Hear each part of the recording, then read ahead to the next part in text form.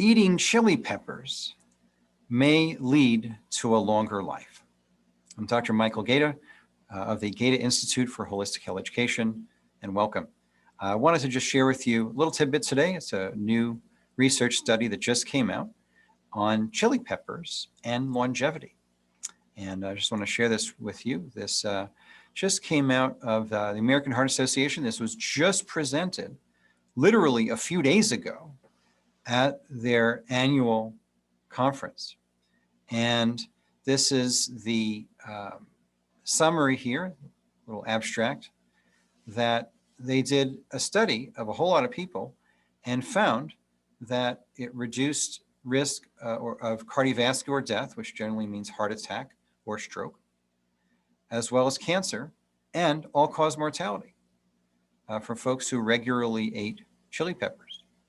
And so this was just presented at their scientific sessions for this year.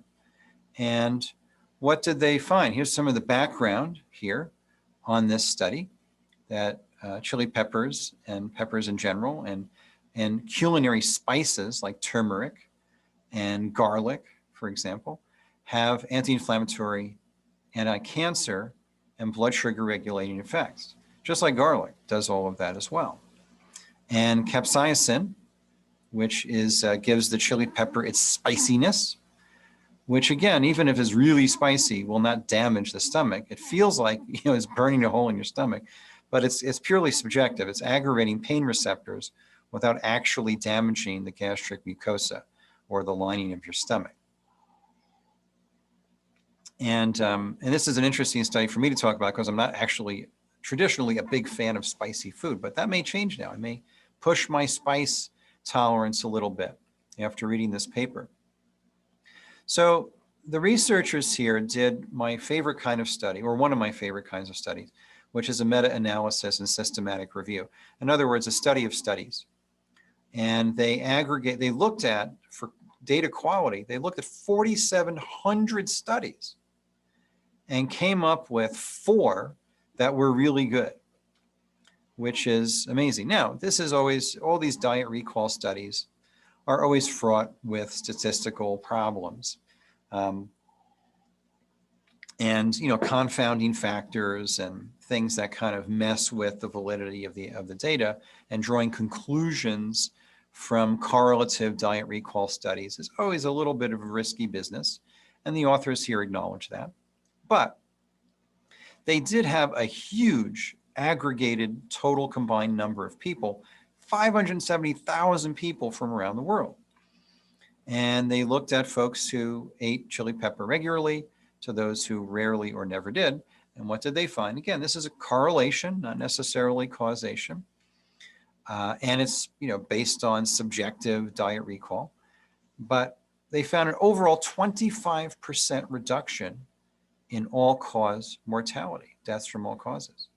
So that's significant, and it's a food, which is great. And it looks like the lead author here, Dr. Shu, a cardiologist at Cleveland Clinic, theorizing that they're not sure of the mechanism, but that it's a correlation that might be useful in terms of dietary recommendations for yourself and your patients. That you might make some recommendations there. And so he did acknowledge the limitations of this type of study. And obviously there are other factors that may have influenced these outcomes.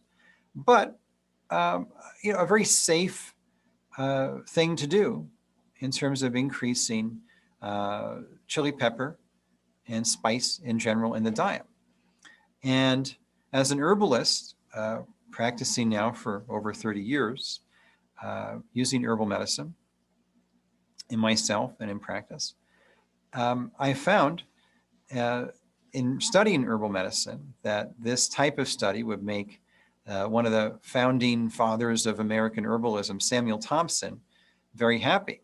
And he's the Thompsonian school of herbalism focuses very much on warming, heat increasing herbs in general for just about everything. And Thompson's view was that life, and this is consistent with Chinese medicine, where we say yang is life. Without yang, there is no life. There's just dead substance. That Samuel Thompson's approach in the 1800s in America was that heat was life. And the more heat you had, the more life you had. And so he recommended spicy stuff, peppers of various types, garlic, onions, cloves, cayenne and other peppers routinely as part of his herbal practice and his herbal teachings. So this would make Sam a very happy guy to see this validation of his, very, very clear, strong preference in terms of herbal therapy. If I'm going to, after reading this paper, which again just came out, I will endeavor to increase the spice from various peppers and cloves and such, and garlic and onions, which have other benefits, in my diet. And I would encourage you to do that too. And also, if you're a practitioner with your patients, to up the spice a little bit. I would theorize that the mechanisms here are reducing inflammation, improving digestion, improving circulation and blood flow and arterial perfusion of our tissue. So more blood, more oxygen with the increased circulation.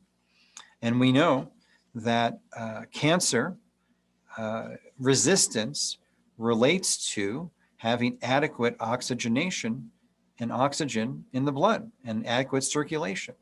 So there's a mechanism there with cancer. Cardiovascular disease, anything that supports circulation, and the pepper might also support endothelial, or the lining of the blood vessels, endothelial health, because that's always a factor in cardiovascular disease. So there's a few reasons why this might help, but in Chinese medicine, we say stagnation is the cause of the 100 diseases. Very poetic way of saying that circulation is really important. And in Chinese medicine, we regularly use blood-moving strategies that enhance circulation. Also, one of the benefits of regular exercise is enhanced circulation. So we know that the peppers are circulatory tonics and warming, digestive, and circulation enhancing herbs. So I hope you find this helpful. Lots more at the website for the Gata Institute for Holistic Health Education, where we provide practitioner trainings and patient care at michaelgata.com. So go get some chili peppers and take care.